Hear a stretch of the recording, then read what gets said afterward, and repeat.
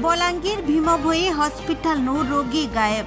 कलाहांडी जिला मदनपुर रामपुर ब्लॉक अंतर्गत उल्लादानी ग्राम पंचायत अधीन हरलंका गाँव प्रताप बेहरा दलाई बयस 50 गला 29 तारीख बुधवार दिन देहे गरम थी पुड़ीजु रामपुर गोष्ठी स्वास्थ्य केन्द्र के आनिथिबार बेलके ताहाकु बलांगीर भीमभोई मेडिकल के रेफर करथिले। हॉस्पिटल आसबार उतारू ताहाकु डाक्तरखाना ने बर्निंग वार्ड रे भर्ती करबा लगी कहिथिले, किंतु आज राति 12 बजेनु रोगी गायब हेबार अभियोग आनुछन रोगींकर पुओ। तेबे ई बाबदे रोगींकर परिवार संगे ऐतका आलोचना करिछन हमर कलाहांडी रिपोर्टर पद्मनाभ नायक। तो आसुन सुनमा काना कहूछन रोगींकर पुओ। ये तमे एबे केन थाना रहउछ एबे? एबे हमें बलांगीर मेडिकल रे अछु, नवा मेडिकल। हां, जे काना असुविधाटा काना हिजे? असुविधाटा एटा है जे हमें से पूजार बाबा रुसई करूथिले, गरम पानी रे पुड़ी गले कि नै। हां, तो पुड़ी गला भीतर हमें रामपुर नेला को कहले जे मुंड रे टिके चोट आस्थिला तो हां, तापर सेटा सर एटा कहले जे सीटी स्कैन करवा पड़वा और बलांगीर ने कहला को हमें पूर्णा मेडिकल के नेलु बलांगीर। तेने सीटी स्कैन करला पर कहले 9 बजे रिपोर्ट दिया हवा तमे नवा मेडिकल के जो तापर सेने सब हेटा हवा कहले। हां, भीमभोई मेडिकल कॉलेज को जो कहले। हां, नवा मेडिकल तो हमें आसलु तापर कहले बेड जॉइन करवा पड़वा, तापर सब बैंडेज हेटा करवा, ड्रेसिंग करवा पड़वा कहले। डेली ड्रेसिंग चालू थिला, सेलेन भी दियाउतला, इंजेक्शन दियाउतला। डॉक्टर केबे एडमिशन केबे करतिलो? हमें संडे रे आस्थिलु, हेले 2टा रे एडमिट हितला राति रे। हां, 2टा राति एडमिट हितला। 2टा राति रे एडमिशन हितला। हाय, तो आज राति 12 बजे से मने मिसिंग ही जायछन। तो हां, केते बजे रो? एटा 12:30 भितरे। एटा एडमिशन केबे हितला बोलतिलो? 29 तारीख। 29 तारीख दिन। हेले 29 तारीख राति रे ना दिन बेलिया? राति रे। राति रे हितला। तो एबे सेरा मिसिंग केबे केते बेले हिजन? आज राति 12टा रे। 12टा रे तमे ये डॉक्टर के कहलो के त एटा हॉस्पिटल कर्तृपक्ष कामली कहउछन।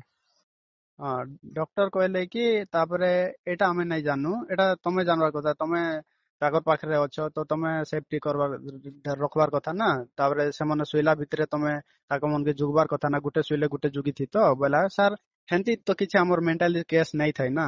तो हमर तो खाली पुल थिले सेने काना हम ताको उनके राति सारा जुगुछु सर। तो सेटा कहली मैं डॉक्टर के। तापरे ठीक अछि, तारे तमे देखो खुजा खुजी करो नाले तापरे काना पुलिस एफआईआर दबो, केस करो काना कहले। तापरे मैं कहले आ गुटे दीदी को। तापरे से मने कहले जे हो ठीक अछि ना, सीसी कैमरा चेक कर देबा कहले। तापरे केतेटा सिक्युरिटी कहछन जे नहीं हमर ने झगड़ा लागि करी से मने बाहर के गले कहछन मुइनर पेशेंट नाही से, अरे मुई आसीथिले खाली अंता बोली करे कहछन। तो मते सेना सबूत दरकार ना, प्रूफ दरकार ना। जदी माल झगड़ा ही तमे कहले झगड़ा लागिछन बोले मते सेना सीसीटीवी फुटेज तो थिबार କଥା। प्रूफ दरकार मते। तो मु कहले तापरे ठीक अछि मुई सीसीटीवी देखि पारबी के कहला के से मने कहले रुओ हमें देखुछु तापरे तुमके फुटेज दिया हवा कहले। एक्चुअली काना हिची से मने निजे पलेइछन ना काना मिसिंग हिचन ना काना सब कहले। अच्छा, जे भितरे के थिलो तमेटा जते बेड रे जने एटा जने आईसीयू रे रहउतिले परे? आईसीयू नहीं, सेटा उटे बोन बेड। बोन बेड जेंता कि जला पड़ा लुके रखा होतिला। एने 6टा बेड अछि, 6टा बेड रु 2टा पेशेंट ओछन एबे रिसेंटली।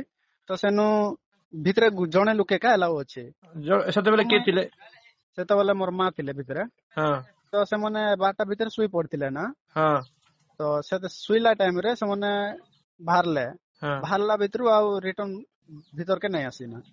जे के बाहरला से निजे बाहरले कना? हां, निजे बाहरले कहछन। हां। तो सेटा सीसीटीवी चेक करले जाना पड़वा। सीसीटीवी रे कहले कि काना कि नहीं से मन निजे बाहरले आरे 12:30 रे याड जायछन, बाकी रिपोर्ट तुमके दउछु मुई चेक कराउची रुओ कहले। एते बेले तमे से नि पाबता रिपोर्ट मागलो न देले न रिपोर्ट चालीच चेकिंग चालीच रुओ। गुटे कैमरा हेले सेना गुटे कथा एडे बड मेडिकल रो सब कॉलेज सब आडटा चेक होउची रुओ कहले। तमे एबे काना चाहूजो? एबे जदी देखुची नाले मिसिंग केस देबे, केस करबे। या तो मेडिकल रो भूल के तार हमर भूल के जानची सेटा सब दरकार मते। जदी हम झगड़ा लाई कर जाइछन मेडिकल रो बोले तो सब थिबा ना, प्रूफ थिबा।